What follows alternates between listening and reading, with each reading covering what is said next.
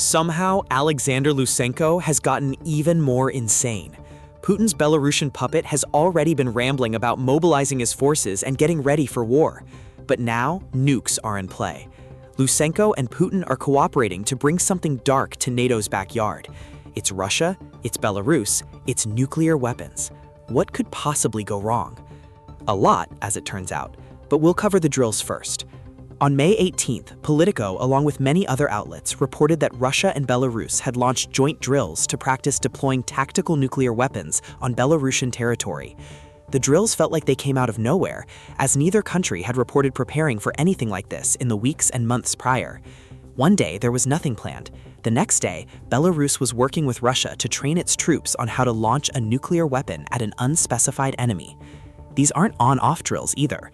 According to the Belarusian Defense Ministry, the drills, which began on May 18th, are set to last several weeks and are likely to escalate in scale over time. In an official statement, the ministry remains somewhat vague about what it will be doing, stating, "The main focus of this event will be testing readiness to carry out combat missions from unprepared locations throughout the Republic of Belarus.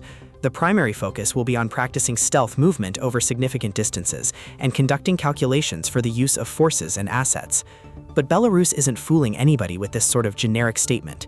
It's training to launch tactical nukes, and that is a major concern, not only for its neighbor Ukraine, but for several countries that are under the NATO umbrella. New Sky reports the details, noting that the next few weeks will see Belarus launch similar drills covering multiple regions of the country, and that their main goal is threefold.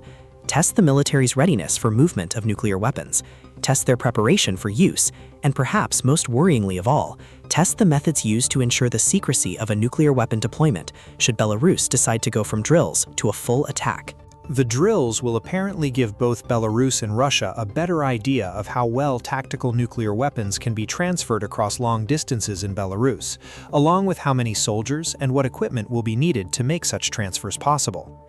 Belarus has already dedicated a lot of troops to the first stage of the exercise.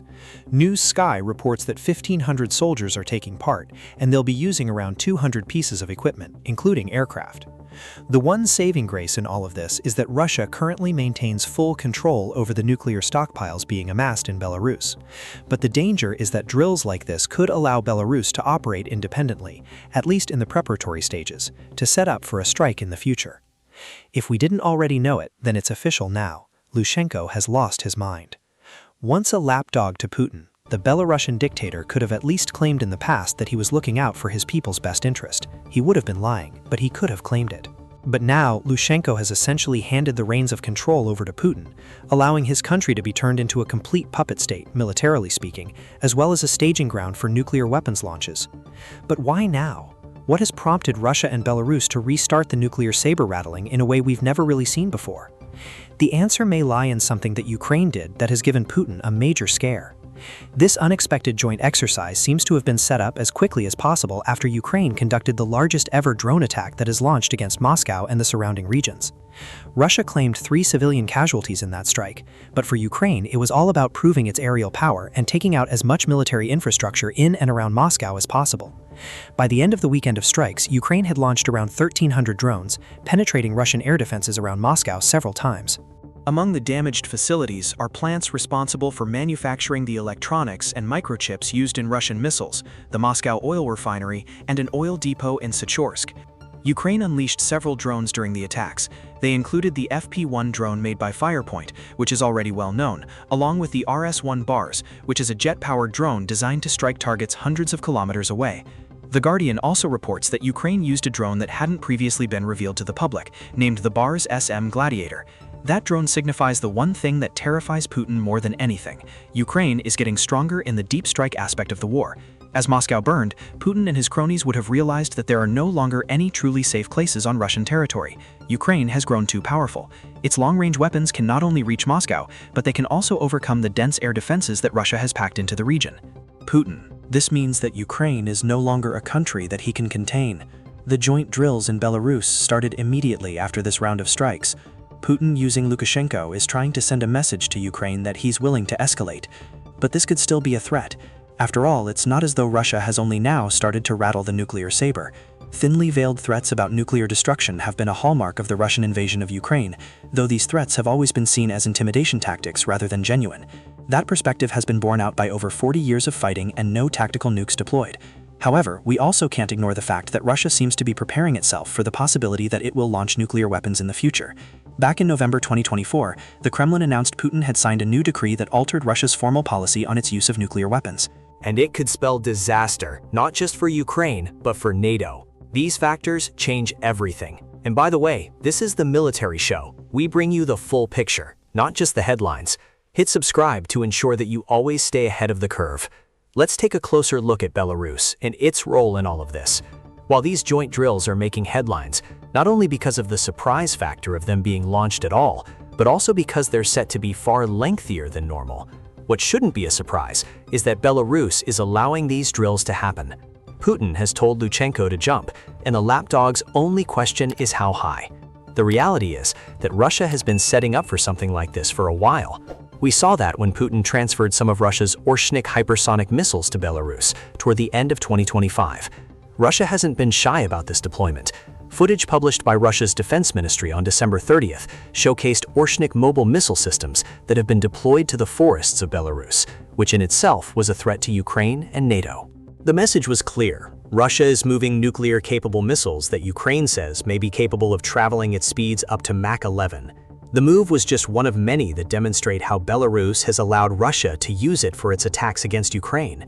Belarus served as a staging ground for tens of thousands of Russian troops for the initial invasion of Ukraine. The Atlantic Council points out, apart from the nuclear issues, Belarus has also been accused of hosting equipment that enables Russia's long-range drones to strike their targets.